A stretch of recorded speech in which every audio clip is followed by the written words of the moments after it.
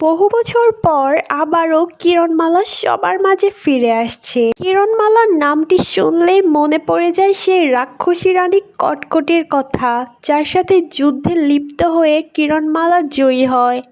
কিরণমালার মতো জনপ্রিয় সিরিয়াল খুবই কম ছিল টলিপাড়ায়। এবার নতুন ধারাবাহিকে দেখা যাবে আমাদের সবার প্রিয় কিরণমালাকে। আবারও নতুন করে একটি ধারাবাহিকে ফিরে আসছে কিরণমালা। তবে ধারাবাহিকটির নাম ইচ্ছাধারী নাগকন্যা। এবার জি বাংলায় ধারাবাহিকটি আসছে।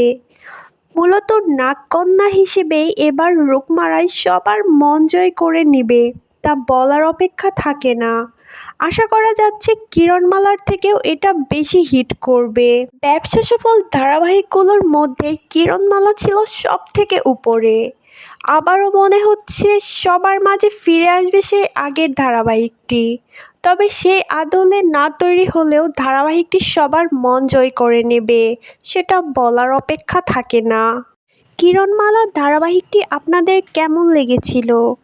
আর কে কে অপেক্ষা করছেন কিরণমালার নতুন ধারাবাহিক ইচ্ছাধারী নাগকন্যা দেখার জন্য? অবশ্যই জানাবেন।